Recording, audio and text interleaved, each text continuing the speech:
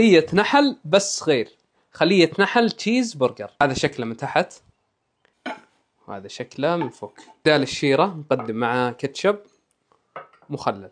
خلية نحل تشيز برجر. شوفوا العجينة كيف ناجحة، شوفوا الحشوة يا عيني. خلية النحل مع كاتشب لو زيادة مخلل، كلاسيك مرة. الفكرة رهيبة والطعم لذيذ، أبد كأنكم تاكلون تشيز برجر. شوفوا نجاح العجينة، هذه العجينة الفاخرة شوفوا كيف. وسهلا حياكم الله. اليوم بسوي تشيز برجر خلية نحل بس حشوتها مختلفة. جهزت العجينة قبل، هذه العجينة الفاخرة اللي نسوي فيها أغلب المعجنات المنزلية، شرحت لكم مواضيع قبل وبحط لكم الوصفة. بنسوي برجر ستايل سماش اللي يضغط، كرة لحم تضغط على حرارة عالية. فعندنا لحم هنا مخلل، جبن شيدر، والصوص السري بحط لكم مقاديره. هذه المقادير تقريبا، وملح وفلفل أسود. الجو اليوم رهيب. بنسوي البرجر بالشواية. الشواية جاهزة معنا، بسم الله. عندي هنا صاجة زهر، وصلت الحرارة الحين تقريبا 200 درجة. نضغط كرات اللحم، هذه ستايل سماش، حرارة عالية ووقت قليل. ليش نسوي هالشيء هذا؟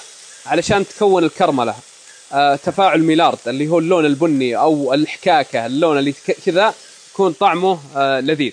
اضغط، ملح وفلفل اسود، هذا الكراست اللي نبغاه. فتت اللحم بعد ما سويناه، شوف شلون كيف جوسي. فتتنا البرجر بخليها تبرد، والعجينة الفاخرة جاهزة. هذه العجينة الفاخرة. بنشكل الحين العجينة كرات دائرية بالحجم هذا تقريبا، هذا قبل ما تتخمر. شكلنا العجينة للخلية. ضيف جبن شيدر طبيعي مخلل، خيار قطعته صغير، وهذا السكرت صوص، الصوص السري راح احط لكم مقاديره، هذا ضروري جدا. وبس، هذه التشيز برجر بنفس طعم البرجر لكن بتكون محشية داخل خلية النحل. هذه الطريقة. نفتح العجينة بالشكل هذا، نفتحها زين علشان تاخذ حشوة ممتازة، حشوة التشيز برجر. يا سلام، نقفلها زين. شوفوا كيف العجينة كيف ناجحة وتتسكر وطرية مرة. طيب بعد ما نكورها راح نحطها بصينية الخبز ونتركهم يتخمرون قبل ما ندخلهم الفرن. ترى ضروري هذه الخطوة.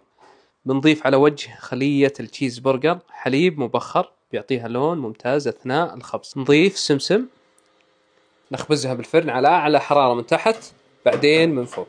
خلية النحل تشيز برجر جاهزة.